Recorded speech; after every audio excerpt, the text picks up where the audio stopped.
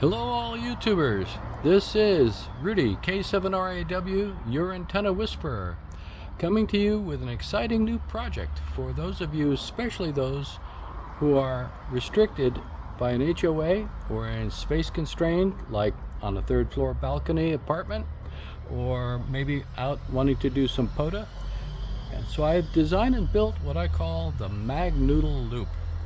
Yes, it's a mag loop based on a pool noodle. And you'll see why in a second. It's kind of fun. But the idea here is a 20 through 10 meter mag loop, about just over 3 feet in diameter, and 2 inches thick conductor on the outside, which makes a huge difference. I'll show you the SWR readings, and I'll show you some of the RBN hits that I got here this morning on 15 meters.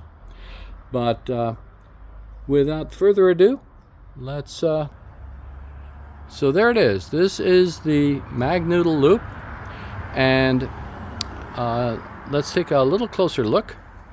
It's based on, let me grab a piece of noodle here. This is really using your noodle. So this is 2-inch OD with a 1/2 inch PVC size hole in the middle, and I can use that as a backbone. So this pool noodle goes all the way up and around and comes down to end here, and you just bend it. You literally just bend it around like that.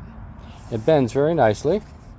And up here we have it 1.5 inch PVC T with a reducer to 6 inch of 1/2 inch PVC pipe on either side, onto which the noodle slides and is held pretty well. We'll talk about this section here in a minute.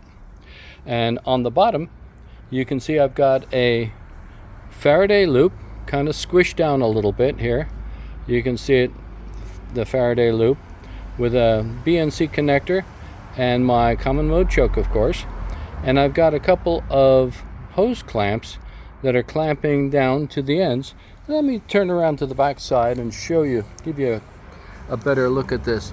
What I've got is I've got 4 pieces of 1/4 inch wide braid strap soldered down in 4 places all the way around. You're seeing 2 of them on the back side, and you'll see again 2 of them on the front side. And the clamps, hose clamps, clamp down onto the soldered joints of those. We've got it on a tripod here, and a little close-up of my RF feed point. I squished it down to get pretty good SWR that you'll see.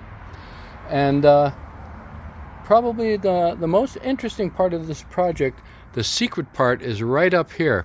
And this is a homebrew variable capacitor that is a precision and ultra cheap, high voltage, 100-watt rated system for building your own linearized capacitor that changes the resonant frequency linearly with motion, as opposed to exponentially, which is what most capacitors will do. So that is the MagLoop, the MagNoodLoop as I call it today. And let me pause for a second. I'm going to step over to the rig and to the Nano VNA and show you some results. Okay, so we're taking a look at our VNA, and you can see I've got about a 1.2 SWR at the bottom. That happens to be at around 21086 megahertz, 15 meters. And you can tune that a little bit better with the Faraday loop. But in terms of the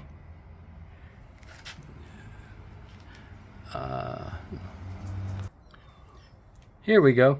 So you can see that we made a lot of contacts across the US on 15 meters, looking only from my location K7RAW. It looks like it's Reno. The FCC hasn't caught up with me yet. I'm actually in Las Vegas. So let's take a look, a few things about how this was built. Probably the most important thing to think about when you want to build one of these guys is 1/2 inch PVC and 1.5 inch PVC for a lot of the joints. That cross is a 1/2 inch PVC. This is 1/2 inch PVC, and the 6-inch pieces down in here are 1/2 inch PVC. And there's nothing in the loop. But I want to point out something very important. Something you'll notice, and I've got a very smooth, continuous strip of copper foil. Now, you don't have to use copper. You can get aluminum foil tape. This is a 66-foot roll of aluminum foil tape, but it's critical to have conductive adhesive tape. Don't use the HVAC tape from the hardware store. That does not have conductive adhesive, and you will not get good conductivity on your overlaps and on your joints. But this is copper foil tape with good conductivity adhesive, and I use that initially just to kind of be sure and overkill the design. On the inside, it does get wrinkled, so my recommendation is when you build this is attach the noodle on both ends first, and then wrap the tape up linearly, continuous strip up to here onto each end, and then we'll talk next time about how to design and build this new kind of linearized capacitor that is adjusted with this little plunger up here. So this is a manually controlled MagNoodLoop, and the idea is for finding its resonant frequency, that's clear frequency, camping out there, and operating for a while. And this is running at full 100 watts. This handles that power quite nicely at resonance. And with ordinary material, this happens to be a thin sheet of high-density polyethylene and then some more foil tape. And that's it for the capacitor, but we'll get into that in much more detail in the next video. But for today, I just wanted to introduce you to the K7RAW MagNoodLoop antenna. So there you have it. Leave some comments below. Subscribe to my Antenna Whisperer channel if you like. Ring the bell and send me a like. But I'd love to hear your comments. I'd love to hear what you think about this, what you'd like to see, what you want to know more about it. I read all the comments, so give me some feedback, and I'd love to hear from you.